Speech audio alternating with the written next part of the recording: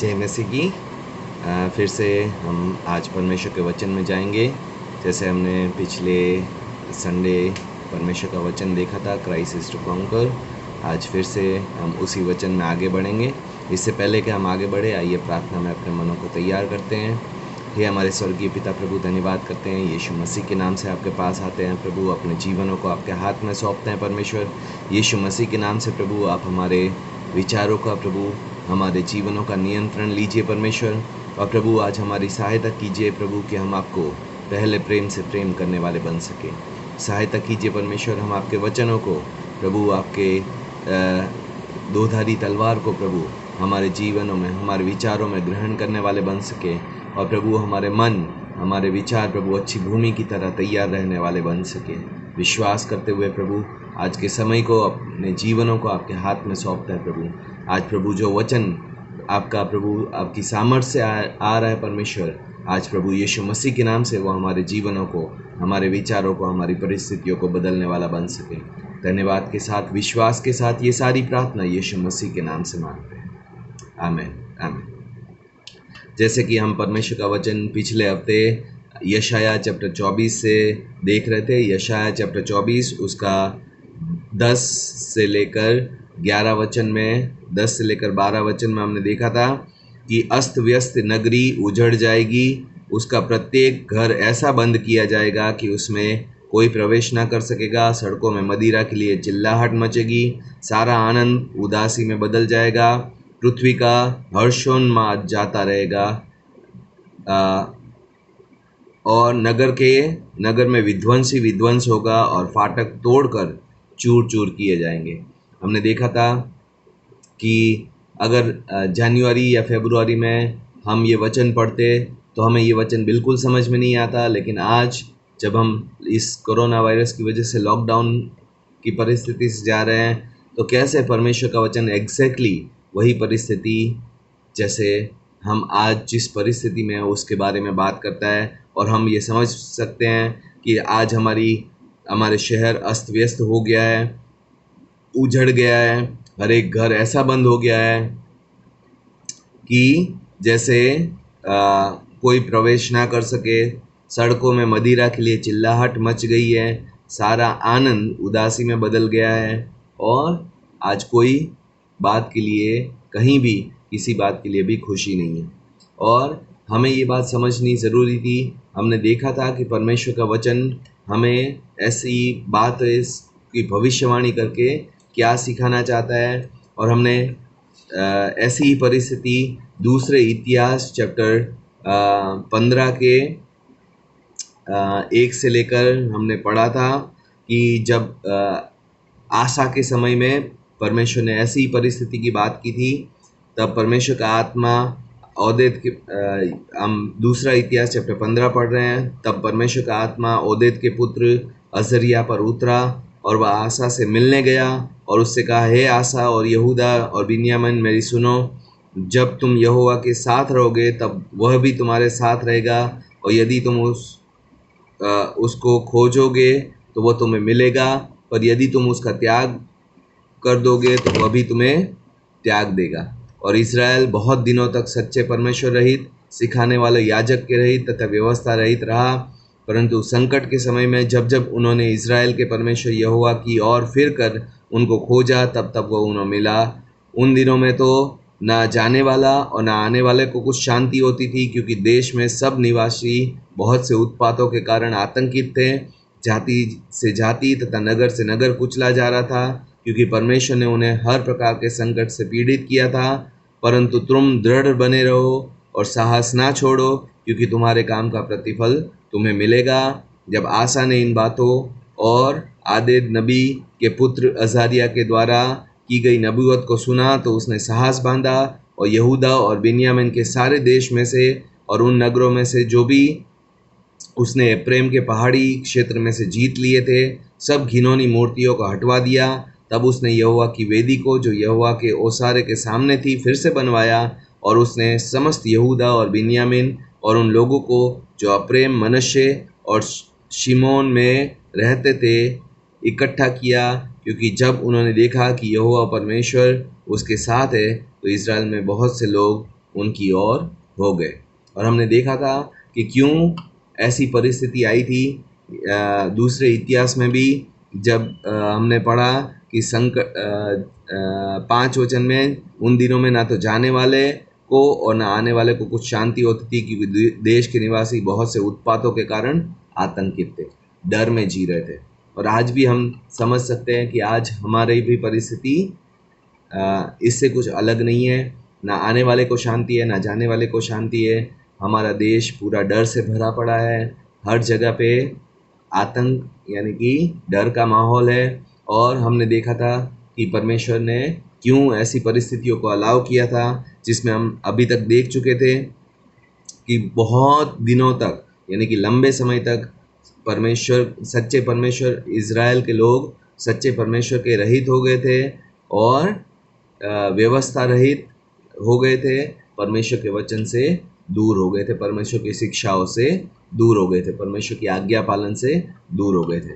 और हमने अभी तक देख लिया कि परमेश्वर जब जब हम आज्ञा पालन से, परमेश्वर के वचन से, चूँकि परमेश्वर हमारा जीवित वचन है, जैसे यूहन्ना 1:1 कहता है, आदि में वचन था, वचन परमेश्वर के साथ था, वचन ही परमेश्वर था। तो जब जब हम परमेश्वर के वचन से दूर होते हैं, परमेश्वर ऐसी परिस्थितियों को लाता है। शैतान नहीं लाया था। यहाँ पे परमेश्वर का वचन से हमने पढ़ा था कि परमेश्वर ने उन्हें हर प्रकार के संकट से पीड़ित किया था, हर प्रकार की तकलीफ से पीड़ित किया था। क्यों? क्योंकि वो परमेश्वर के जीवित और सच्चे परमेश्वर और उसके वचन से दूर हो गए थे। और हमने देखा था जब जब हम सच्चे और जीवित परमेश्वर से दूर होते हैं, तब तब हमारे जीवन में मूर्तियाँ आ जाती है, परमेश्वर का स्थान लेने के लिए कोई और चीज़ें आ जाती है, जिससे हमने देखा था कि उस समय के लोग हेल्थ इश्यूज़ यानी कि स्वास्थ्य के रिलेटेड इश्यूज़ में फंसे हुए थे। उस समय के लोग फाइनेंस के प्रॉब्लम में थे। उस समय के लोग अलग अलग डरों से भरे पड़े थे। जैसे आज हमारे जीवन में हेल्थ इश्यूज़, हेल्थ कंसर्न्स भी है, फाइनेंशियल प्रेशर्स भी है, अर्थव्यवस्था भी गिर रही है, नेशनल इकोनॉमी भी और अर्थव्यवस्था भी हमारी टूट चुकी है। और ना सिर्फ हमारे देश की, लेकिन पूरे संसार में यही माहौल है। और हमने देखा था कि परमेश्वर जो चाहता है, हमने इन सब चीज़ों को, जो आइडल यानी कि मूर्ति यानी कि परमेश्वर का स्थान दे रखा था, चाहे वो हमारी पढ़ाई लिखाई हो, चाहे वो हमारी नौकरी हो, चाहे वो हमारे रिश्ते हो, चाहे वो हमारे फाइनेंस हो, चाहे वो हमारी प्रॉपर्टीज़ हो, उन सभी को परमेश्वर हटाकर अपना सही स्थान लेना चाहता था। और आज जो हम वचन में आगे पढ़ के देखेंगे, वो है परमेश्वर हमसे या हमारे जीवनों से क्या चाहता है। आज हम देखेंगे कि परमेश्वर ने क्या बुलाहट दी थी उस समय पे, और वही बुलाहट परमेश्वर हमें वापस देना चाहता है। वचन 2 से पढ़ेंगे। दूसरा इतिहास चैप्टर 15 उसका 2। हे आसा और यहूदा और बिन्यामीन, मेरी सुनो, जब तक तुम यहोवा के साथ रहोगे, तब तक वह भी तुम्हारे साथ रहेगा। यदि तुम उसको खोजोगे, तो वो तुमको मिलेगा। जो पहली बुलाहट परमेश्वर अपने लोगों को दे रहा था, वो था परमेश्वर, सच्चे और जीवित परमेश्वर को खोजने की। हर एक व्यक्ति सच्चे और जीवित परमेश्वर को खोजने की बुलाहट परमेश्वर दे रहा था। और ये बुलाहट परमेश्वर ने पहली बार नहीं दी है अपने लोगों को। परमेश्वर ने हमेशा ये बुलाहट दी थी कि अपने लोगों को, कि वो सच्चे और जीवित परमेश्वर को खोजे। परमेश्वर को खोजना क्या होता है? परमेश्वर को खोजना, जो सिंपल शब्दों में मैं कहूँ तो परमेश्वर की इच्छा हर एक फैसले के लिए जानना, कि परमेश्वर की वचन से, की अगुवाई से अपने जीवनों को व्यतीत करना। और परमेश्वर ने याकूब यानी कि जेम्स चैप्टर 4 वर्स 8 में, जेम्स के 4 के 8 में भी कहा कि अगर हम उसके पास आएंगे, हम परमेश्वर के पास आने का प्रयास करेंगे, हम परमेश्वर के वचन में लौटने का प्रयास करेंगे, हम परमेश्वर की प्रार्थनाओं में, हम परमेश्वर की आराधना में लौटने का प्रयास करेंगे, तो परमेश्वर भी हमारे करीब आएगा। और परमेश्वर का वचन ये भी चेतावनी देता है कि अगर हम उसको त्याग देंगे तो वो भी हमें त्याग देगा। और जब परमेश्वर त्याग देता है तो हम परमेश्वर के लोग उसकी सुरक्षा खो देते हैं, परमेश्वर के लोग उसकी आशीष खो देते हैं, परमेश्वर के लोग उसकी शांति खो देते हैं, परमेश्वर के लोग अपनी फाइनेंशियल स्टेबिलिटी यानी कि आर्थिक मजबूती खो देते हैं।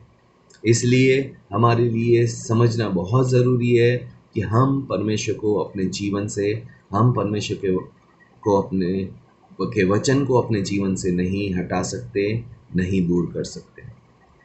आज अलग अलग समय पे अलग अलग जनरेशन, अलग अलग पीढ़ी के द्वारा हमेशा सच्चे और जीवित परमेश्वर जो कि वचन है, उससे हर एक पीढ़ी उसकी आज्ञा ना मानकर परमेश्वर को त्यागने की या परमेश्वर से दूर जाने की कोशिश करते हैं और समय समय पे अलग अलग मूर्तियाँ गढ़ लेते हैं।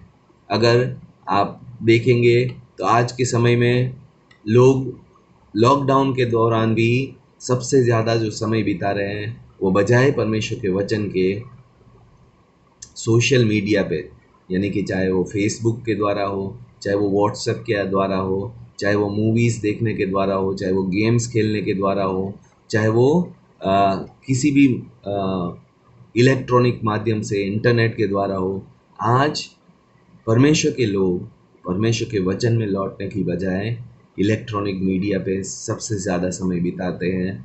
और ये दुख की बात है कि मसीह लोग, विश्वासी लोग जो परमेश्वर के वचन को जानते हैं, परमेश्वर की बातों को समझते हैं, परमेश्वर की इच्छा को जानते हैं कि परमेश्वर चाहता है कि हम उसके ओर लौट आए, वो जानते हुए भी परमेश्वर की ओर लौटना नहीं चाहते और अलग अलग बातों को, अलग अलग चीज़ों को अपने जीवन में स्थान, समय और महत्व दे देते हैं। आज सैड टू से कि विश्वासी लोगों ने जो ये लॉकडाउन का पीरियड परमेश्वर ने हमारे जीवनों में आने दिया था, उसका उपयोग सोशल मीडिया पे या तो इलेक्ट्रॉनिक माध्यम पे या तो खाने पीने में या तो मूवीज़ देखने में, एंटरटेनमेंट में बिताने का ज़्यादा चुनाव करते हैं बजाय कि परमेश्वर के वचन में बिताने का, परमेश्वर की उपस्थिति में बिताने का, परमेश्वर की आराधना करने का, परमेश्वर से प्रार्थना करने का, परमेश्वर से अपनी जीवन की मूर्तियाँ हटाने के लिए, उपाय करने के लिए बजाय परमेश्वर के लोग सोशल मीडिया पे या तो इलेक्ट्रॉनिक माध्यम पे या तो एंटरटेनमेंट में अपना समय बिताते हैं। लेकिन हमें ये समझना ज़रूरी है कि हमें इस समय में परमेश्वर का वचन कहता है आशा की तरह मजबूत हो जाना है। अगर हम पढ़ेंगे कि जब आशा ने दूसरा इतिहास चैप्टर 15 का 8, जब आशा ने इन बातों को और आदित नबी के पुत्र अजहरिया के द्वारा की गई नबूवत को सुना तो उसने साहस बांधा और यहूदा और बिन्यामीन के सारे देश में तथा उसने नगर में से जो अप्रेम के पहाड़ी क्षेत्र में से जीत लिए थे सब घिनौनी मूर्तियों को हटवा दी। हमें जो परमेश्वर चाहता है इस समय में हम भी साहस बांधे, हम भी अपने हाथों को मजबूत करें, अपने आत्मिक जीवन को मजबूत करें, अपने प्रार्थना के जीवन के मजबूत करें, अपने वचन पढ़ने के, समझने के, आज्ञाकारिता के जीवन को मजबूत करें और सारी मूर्तियों को जिसने परमेश्वर का स्थान ले लिया है उनको हम हटा दें। और ये सारी बातें परमेश्वर हमारे यानी कि कलीसिया यानी कि विश्वासी लोगों की तैयारी के लिए कर रहा है। आज परमेश्वर क्या चाहता है? परमेश्वर अपनी कलीसिया, अपने विश्वासियों को आत्मिक रूप से इतना मजबूत करना चाहता है कि अंतिम दिनों में जो भी सताव आने वाला है, अंतिम दिनों में जो भी समस्याएं आने वाली है, उसको फेस करने के लिए, उसको सहने के लिए परमेश्वर के लोग मजबूत होने चाहिए। और लास्ट में जो कटनी आनी है, जो लोग विश्वास में आने हैं, उनके लिए भी परमेश्वर की कलीसिया मजबूत होनी चाहिए। और परमेश्वर ने हमें ये समय दिया था कि हम अपने आप को आत्मिक रूप से मजबूत करें। और अभी भी समय है कि हम परमेश्वर में लौट आए, परमेश्वर के स्थान को, जो पहला स्थान है, वो अपने जीवन में परमेश्वर को देने वाले बन सके। क्योंकि आज अगर हमने अपने आप को मजबूत किया तो परमेश्वर ने जो योजना बनाई है आगे के समय के लिए, वो हमारे जीवनों में पूरी होगी। और अगर आज हमने अपने आप को मजबूत नहीं किया तो परमेश्वर की योजना पूरी तो होगी, लेकिन हमारा शायद उसमें स्थान ना हो, हमारा उसमें कोई कंट्रीब्यूशन ना हो, और हम परमेश्वर की योजना से अपने जीवन या अपनी तैयारी की कमी की वजह से शायद पिछड़ जाए। क्योंकि तब शायद हमें आत्मिक रूप से मजबूत होने का समय ना मिले। और क्या हमें आत्मिक रूप से हमें कैसे मजबूत करना है? सबसे पहला जो हमें करना है वो है परमेश्वर से अपने प्रार्थना के जीवन को मजबूत करना है। प्रतिदिन परमेश्वर की उपस्थिति में बैठने के जीवन को मजबूत करना है। परमेश्वर से प्रतिदिन सुनने के लिए अपने जीवनों को तैयार करना है। क्यों? क्योंकि परमेश्वर का वचन कहता है मनुष्य सिर्फ रोटी से जीवित नहीं रहता। परमेश्वर का वचन कहता है परमेश्वर के मुख से निकले हर एक शब्द से वो जीवित रहता है। और आज परमेश्वर चाहता है कि हम रोटी से जीने वाले नहीं बने, आज हम खाने के लिए जीने वाले ना बने, लेकिन परमेश्वर के शब्दों से, जो परमेश्वर के मुख से निकलते हैं और जो हम आत्मिक रूप से अभी तक नहीं सुन पा रहे थे, उन आत्मिक कानों को खोलने के लिए, उन आत्मिक जीवन में अपने आप को मजबूत करने के लिए परमेश्वर चाहता है, ताकि हम जल्दी से परमेश्वर को सुनना सीख सकें। और जब परमेश्वर मुश्किल समय लाए तो जल्दी से हम परमेश्वर की इच्छा जानने वाले बन सकें। आज सबसे दुख की बात है कि परमेश्वर के लोग परमेश्वर की आवाज़ को पहचानते नहीं, परमेश्वर की आवाज़ और इच्छा को निजी रूप से जानने में संघर्ष करते हैं, लोगों की तरफ भागते हैं, भविष्यवक्ताओं की तरफ भागते हैं, अलग अलग सेवकों की तरफ भागते हैं। ये मुझे परमेश्वर की इच्छा बताएगा, ये मुझे परमेश्वर की इच्छा बताएगा, ये व्यक्ति मुझे परमेश्वर के बातों में बताएगा, ये व्यक्ति बताएगा कि मैं परमेश्वर मेरे जीवन से क्या बोलना चाहता है। लेकिन परमेश्वर कभी भी पुराने नियम में और नए नियम में भी हमेशा डायरेक्ट रिलेशनशिप में विश्वास करता है, निजी रूप से। परमेश्वर का वचन कहता है मनुष्य और परमेश्वर के बीच में एक ही बीचवाई करने वाला है, जो कि यीशु मसीह है। परमेश्वर एक ही लिंक चाहता है हमारे और परमेश्वर के बीच में, वो है यीशु मसीह, परमेश्वर का वचन। और कोई मनुष्य पे आप परमेश्वर की इच्छा जानने के लिए आधारित ना हो, ऐसी परमेश्वर की इच्छा है। लेकिन अगर हम आज भी लोगों की तरफ भागते हैं कि ये मुझे परमेश्वर की इच्छा बताएगा, वो भविष्यवक्ता या ये परमेश्वर का सेवक मुझे इच्छा बताएगा, तो आज हम आत्मिक रूप से मजबूत नहीं। हमें निजी रूप से परमेश्वर को सुनना, पहचानना कि हाँ यही परमेश्वर की आवाज़ है, सीखना है। और ये हमारे पास बेस्ट समय है जब हम ये सीख सकते हैं। और इसीलिए परमेश्वर चाहता है हम अपनी आंखें उठाएं और समस्याओं से उठकर परमेश्वर की योजना को समझने वाले बन सकें कि परमेश्वर अपने लोगों को इस समय पे मजबूत करना चाहता है। इस समय पे परमेश्वर निजी रूप से हमें अपनी आवाज़ सुनना, समझना, पहचानना सिखाना चाहता है। और परमेश्वर चाहता है कि इस समय को हम प्रार्थना में मजबूत होने के लिए बिताएं, वचन में मजबूत होने के लिए बिताएं, और निजी रूप से अपने परमेश्वर की आवाज़ पहचान कर सुनने के लिए और मानने के लिए तैयार हो जाए। क्योंकि अभी ना तो सोसाइटी सेम रहने वाली है, ना समय एक सा रहने वाला है, और ना ही हमारा सुसमाचार प्रचार या कलीसिया की सेवकाई एक सी रहने वाली है। परमेश्वर सब कुछ बदल रहा है, लेकिन सब कुछ हमारी भलाई के लिए बदल रहा है। सब कुछ अपने राज्य की जो भी इच्छाएं, जो भी योजना है, उसको पूरी करने के लिए बदल रहा है। और हमारा बदलना भी ज़रूरी है, हमारे रूटीन का भी बदलना ज़रूरी है। हमारे परमेश्वर के जान पहचान, अभी तक जितने हम परमेश्वर को जान पाए हैं, उनमें भी हमें बदलना ज़रूरी है। इसलिए आज परमेश्वर जब हमें एक ऊंचे आत्मिक रिश्ते के लिए या तो एक और गहरे परमेश्वर के साथ रिश्ते के लिए बुला रहा है, और परमेश्वर ने हमें ये समय भी दिया है। तो आइए हम अपने आप को मजबूत करें, अपने हाथों को मजबूत करें, साहस को बांधे, क्योंकि परमेश्वर का वचन कहता है कि अगर हम अपने साहस को बांधेंगे तो परमेश्वर हमें सही प्रतिफल देगा। अगर हम परमेश्वर के वचन से पढ़ेंगे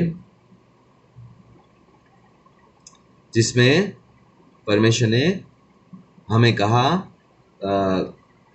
दूसरा इतिहास चैप्टर 15 के 7 में, परंतु तुम दृढ़ बने रहो और साहस ना छोड़ो, क्योंकि तुम्हारे काम का प्रतिफल तुम्हें मिलेगा। हमें अपने आप को परमेश्वर में दृढ़ बने रहना है और मजबूत करना है, साहस ना छोड़ना है, हमें आशा या हिम्मत नहीं छोड़नी है। जो भी परमेश्वर ने किया है हमारी भलाई, हमारे बेहतरी के लिए किया है। और लास्ट परमेश्वर कहता है हमारे काम का प्रतिफल हमें मिलेगा। हमेशा हमें याद रखना है, आज जो आप और मैं चुनाव करेंगे जिन भी बातों में अपने समय को बिताने का, उनका प्रतिफल परमेश्वर हमें देने वाला परमेश्वर। आज चाहे आप जो भी चुनाव करते हैं, जैसे भी समय बिताने का चुनाव करते हैं, परमेश्वर उसका प्रतिफल आने वाले समय में हर एक व्यक्ति को देने वाला है। आज आशा ने क्या किया? जो आशा राजा था दूसरे इतिहास में, उसने अपने आप को साहस बांधा, सारी मूर्तियों को, घिनौनी मूर्तियों को हटा दिया और परमेश्वर के लोगों को परमेश्वर की आज्ञाओं में, वेदी में, परमेश्वर के त्याग बलिदान में मजबूत किया। और इसकी वजह से आशा को प्रतिफल मिला। आशा को परमेश्वर ने आशीष दी, उसके राज्य को स्थिर किया, उसके जीवन को स्थिर किया और उसको इज़राइल के राजा के रूप में और मजबूत किया। लेकिन आशा का काम आसान नहीं था। अगर हम देखेंगे कि आशा को एक बड़ी कीमत चुकानी पड़ी थी परमेश्वर के पास आने के लिए, और हमें भी एक बड़ी कीमत चुकानी है परमेश्वर के और पास आने के लिए। अगर हम पहला कोरिन्थियों चैप्टर 16 उसके 9 वचन में देखेंगे कि परमेश्वर ने, पौलुस कहता है, पहला कोरिन्थियों चैप्टर 16 उसके 9 वचन में,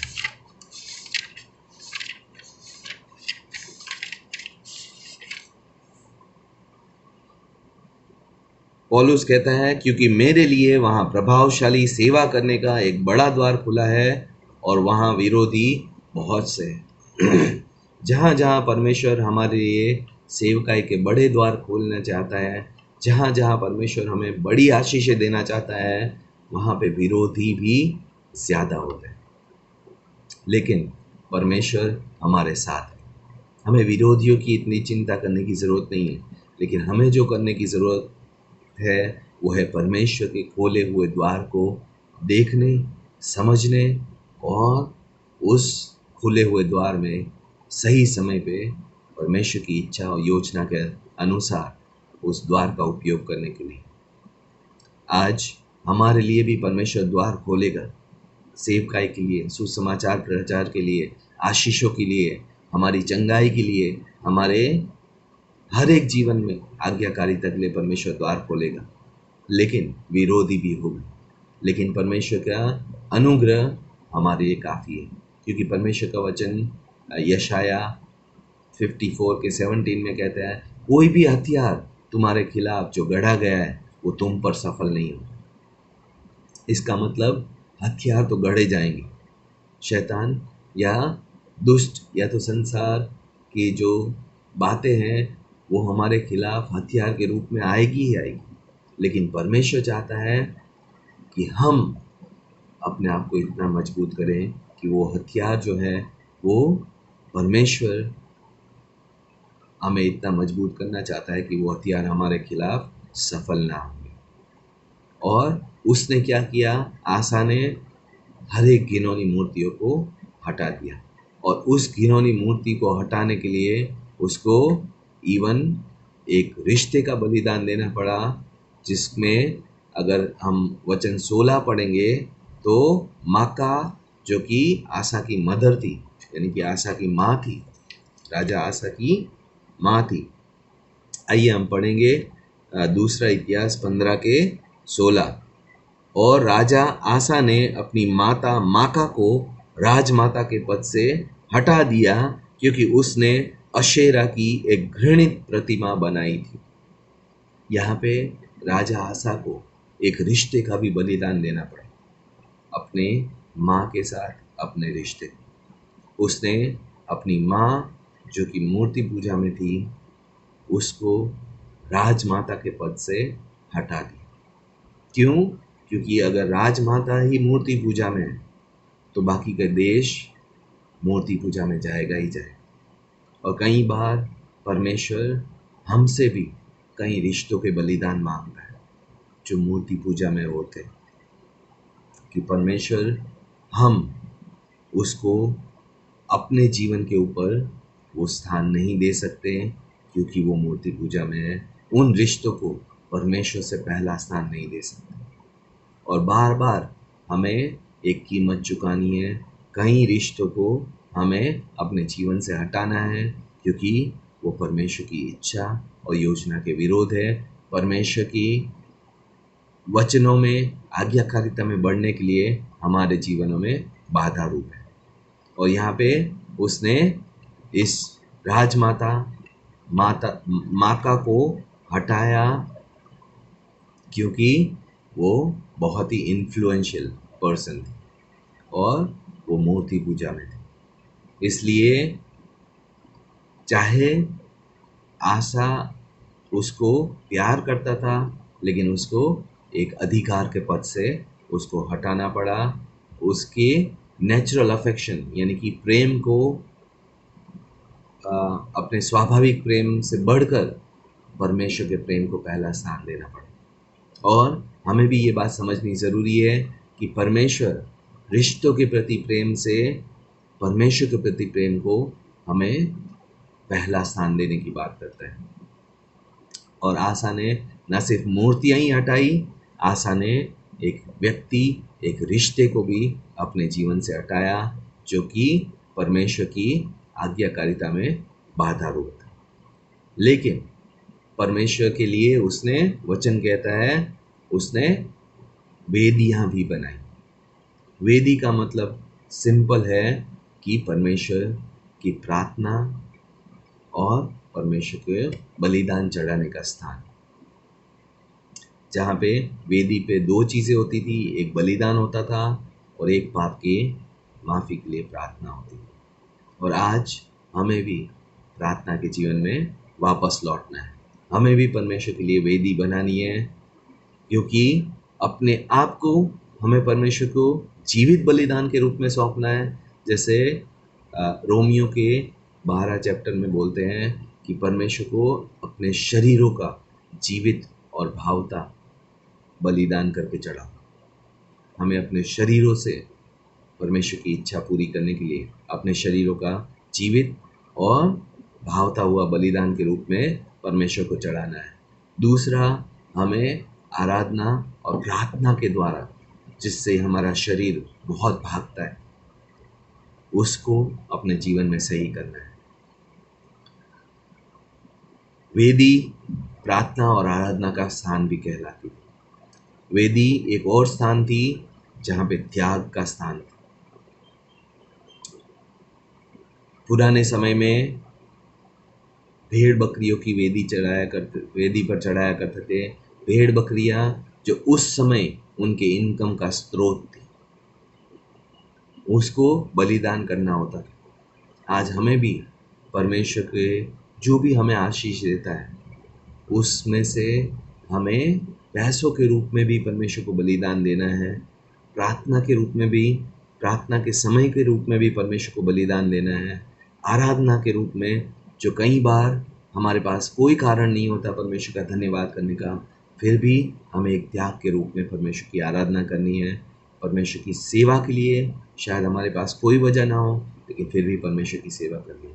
और जब हम ये करते हैं जो हमारा शरीर नहीं चाहता, तब हम अपने जीवन में परमेश्वर, सच्चे परमेश्वर के लिए एक वेदी तैयार करते हैं, जहाँ पे हमारा शरीर जीवित बलिदान के रूप में लेटता है। वो सभी बातों में हम अपने शरीरों को उपयोग करते हैं जिसमें हमारा शरीर उपयोग नहीं होना चाहिए। प्रार्थना, आज मैं देखता हूँ कई लोग, विश्वासी लोग प्रार्थना से भागते हैं। आराधना, परमेश्वर के विश्वासी लोग आराधना के जीवन से भाग रहे हैं, वचन के जीवन से भाग रहे हैं, परमेश्वर के साथ निजी प्रतिदिन समय बिताने से कतरा रहे हैं। दान और दशवांश में परमेश्वर के लोग कतरा रहे हैं, लेकिन परमेश्वर की वेदी ये सभी चीज़ें देने का स्थान थी। परमेश्वर की वेदी आराधना का स्थान थी, परमेश्वर की वेदी प्रार्थना का स्थान थी, परमेश्वर की वेदी बलिदान चढ़ाने का स्थान थी, परमेश्वर की वेदी परमेश्वर को खुश करने का स्थान थी। लेकिन ये सब हम अपनी खुशी के लिए नहीं करते। परमेश्वर का वचन कहता है, अगर हम अपने आप को दृढ़ करेंगे, साहस नहीं छोड़ेंगे, परमेश्वर हमें प्रतिफल देगा। जब आशा ने ये सब कुछ किया तो परमेश्वर ने उसके साम्राज्य को, उसके देश को उसके कंट्रोल के अंदर लाया, नियंत्रण में लाया। आज परिस्थितियाँ शायद आपकी और मेरी हमारे नियंत्रण में नहीं है, लेकिन परमेश्वर, अगर हम अपने जीवनों को, अपने मनों को प्रार्थना का स्थान बनाएंगे, आराधना का स्थान बनाएंगे, बलिदान चढ़ाने का स्थान बनाएंगे, परमेश्वर के साथ निजी रूप से अपने आप को प्रतिदिन परमेश्वर के उपस्थिति में लाने का स्थान बनाएंगे, तो परमेश्वर भी परिस्थितियों को हमारे नियंत्रण में लाएंगे। आज मनुष्य सबसे ज़्यादा जो चाहता है वो है अपनी परिस्थितियों पे नियंत्रण। अपने, चाहे परिवार की परिस्थिति हो, चाहे फाइनेंस की परिस्थिति हो, चाहे स्वास्थ्य की परिस्थिति हो, आज जो मनुष्य चाहता है वो है परिस्थितियों पे नियंत्रण। लेकिन परिस्थितियों पे नियंत्रण परमेश्वर की वेदी बनाने के बाद ही आता है। और आज मैं हर एक विश्वासी भाई बहन को उत्साहित करना चाहूँगा कि अपने अपने जीवनों को परमेश्वर के लिए जीवता, भावता और परमेश्वर के ग्रहण योग बलिदान करके चढ़ाने वाले बन सके। और परमेश्वर हमारी सहायता करेगा, परमेश्वर ही हमारी अगुवाई करेगा, परमेश्वर ही हमारी इच्छाओं को और परिस्थितियों को अपने नियंत्रण में लेगा और हमें उस पर नियंत्रण लेने में सहायता करेगा। आइए हम प्रार्थना करते हैं। परमेश्वर आज भी चाहता है कि हम उसके ओर लौटे, परमेश्वर के खोजी बने, परमेश्वर हमें मिलेगा। परमेश्वर के साथ रहने का हमने चुनाव किया, वचन कहता है, तो वह भी तुम हमारे साथ रहेगा। अगर हम खोजेंगे तो वो हमें मिलेगा, लेकिन अगर हम उसे त्याग देंगे तो वो हमें भी त्याग देगा। परमेश्वर की आशीषें, परमेश्वर की सुरक्षा, परमेश्वर के प्रदान करने की आशीषें, चाहे वो नौकरी के द्वारा हो, चाहे वो स्वास्थ्य के द्वारा हो, चाहे वो अच्छी सेहत के द्वारा हो, चाहे अच्छे रिश्तों के द्वारा हो, हम सब कुछ परमेश्वर को त्याग के खो दें। तो आइए हम समझदारी से फैसला लें और अपने अपने जीवनों को परमेश्वर में मजबूत करने का फैसला लें, साहस बांधने का फैसला लें और परमेश्वर की वेदी, हर एक मूर्ति को हटाकर अपने जीवन में परमेश्वर की वेदी का, यानी कि अपने शरीरों का जीवता और भावता बलिदान चढ़ाने का फैसला लेने वाले बन सके। आइए प्रार्थना करते हैं। हे हमारे स्वर्गीय पिता प्रभु, धन्यवाद करते हैं, विश्वास करते हैं प्रभु कि आप हमारे सोचने, समझने और मांगने से कहीं बढ़कर देने वाले परमेश्वर हैं।